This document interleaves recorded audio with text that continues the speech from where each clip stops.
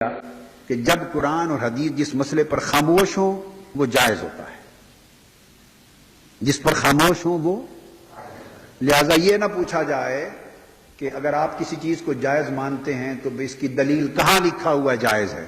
جائز لکھا ہوا نہیں ملتا۔ کیا؟ اب یہ فقہی مسئلہ اسلامک لا کا، شریعت کا، فقہ کا، جائز لکھا ہوا نہیں ملتا، ناجائز لکھا ہوا ملتا ہے۔ شریعت کا طریقہ یہ ہے کہ جائز چیزوں کی لسٹ نہیں بنائی گئی، ویسے کئی جگہ ذکر آ جاتا ہے بھئی یہ حلال کر دیا، حلال کر دیا، اس لیے کہ پہلے وہ چیزیں حرام سمجھی جاتی تھی، اب حلال کر دی تو ذکر کر دیا، ورنہ شریعت میں، قرآن اور حدیث میں جائز چیزوں کی لسٹ بولیے نہیں لکھی جاتی، جنہیں حرام کیا جاتا ہے ان کی لسٹ دی جاتی ہے، بھئی یہ حرام ہے، یہ حرام ہے، یہ حرام ہے، حرام چیزوں کی فہرست دے دی اور فرمایا اس فہرست کو نکال دو، یہ حرام ہے، باقی سب کچھ حلال ہے۔ یہ شریعت محمدی ہے، اس لیے کہتے ہیں حضور نے فرمایا کہ میں آسان دین لے کر آیا۔ اب قرآن و حدیث میں، اب آپ لسی پیتے ہیں تو کہیں تلاش کریں لسی کہاں لکھی ہوئی ہے حلال ہے، تو کسی مولوی صاحب کو لسی تو نہیں ملے گی، سیون اپ نہیں ملے گی، پیپسی نہیں ملے گی، کوک نہیں ملے گی، شیزان نہیں ملے گا، اورنج جوس نہیں ملے گا۔ لاکھوں چیزیں جو ہم کھاتے پیتے ہیں، اگر ہر چیز جو جائز ہے یا نہیں، کہاں لکھا ہے جائز ہے، اس کی فہرست دیکھنا شروع کر دیں تو پھر آپ کی تو زندگی عذاب بن جائے۔ ہر جائز چیز کا ذکر نہیں ہوتا، تو قاعدہ کیا ہے؟ جن چیزوں کے لیے قرآن اور حدیث نے منع کر دیا یہ حرام ہے، حرام ہے، حرام ہے، بس وہ نکال دیں، اور باقی جس کا ذکر نہیں کیا وہ سب مباح اور جائز ہے، وہ سب جائز ہے۔ الاصل فی الاشیاء اباحۃ، ہر چیز کی اصل جائز ہے، اباحت ہے۔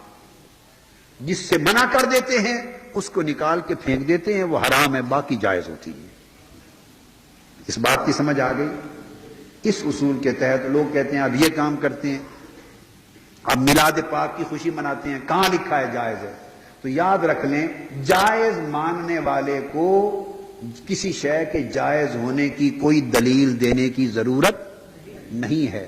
دلیل اس سے پوچھی جاتی ہے جو کہے کہ یہ چیز ناجائز ہے یا حرام ہے۔ جو حرام اور ناجائز کہے اس سے دلیل پوچھتے ہیں کہاں لکھا ہے ناجائز ہے۔ اگر ناجائز لکھا نہ ہو تو جائز ہے، ناجائز لکھا نہ ہونا خود اس بات کی دلیل ہے کہ جائز لکھا ہے۔ آپ سمجھ گئے نا؟ ناجائز لکھا نہ ہونا، ناجائز لکھا نہ ہونا یہی دلیل ہے کہ جائز ہے۔ اگر ناجائز ہوتا، حرام ہوتا تو لکھ دیا جاتا، حرمت علیکم المیتۃ، حرام کر دیا گیا تم پر مردار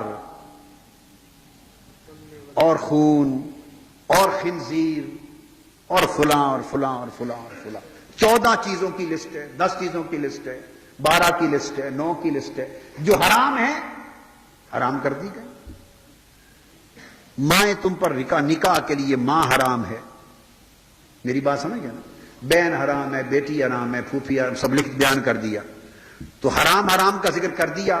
اس سورہ نساء کو پڑھ لیں تو جن سے نکاح جائز ہے اس کی بھی کوئی لسٹ ہے، لکھا ہوا ہے بھی ہاں کزن سے، چچا زاد بہن سے جائز ہے، لکھا ہوا ہے کہیں قرآن، چچا زاد سے جائز ہے، پھوپھی کی بیٹی سے جائز ہے نکاح، خالہ کی بیٹی سے جائز ہے، چچا کی بیٹی سے جائز ہے، پڑوسیوں سے جو رشتہ دار نہ ہوں جائز ہے، دوسری برادری میں جائز ہے، ہر جگہ 1000 رشتے جائز ہیں۔ کوئی ہے کوئی لسٹ اس کی بھئی یہ جگہ نکاح کرنا جائز ہے؟ کوئی ہے لسٹ؟ نہیں۔ کیا کہا؟ احل لکم ما وراء ذالکم، فرمایا بھئی لوگو قد فصل لکم ما حرم علیکم، جو حرام تھا، یہ قرآن کی آیت پڑھ رہا ہوں، جو حرام تھا ہم نے کھول کر تمہیں بتا دیا۔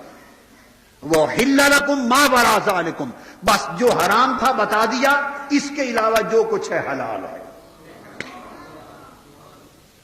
تو ہر ایک چیز کا قاعدہ یہ ہے، ہر ایک چیز کا قاعدہ یہ، تو جو بیان نہیں کیا اس کی کھلی اجازت ہے۔ یہ ہے شریعت محمدی کا فلسفہ۔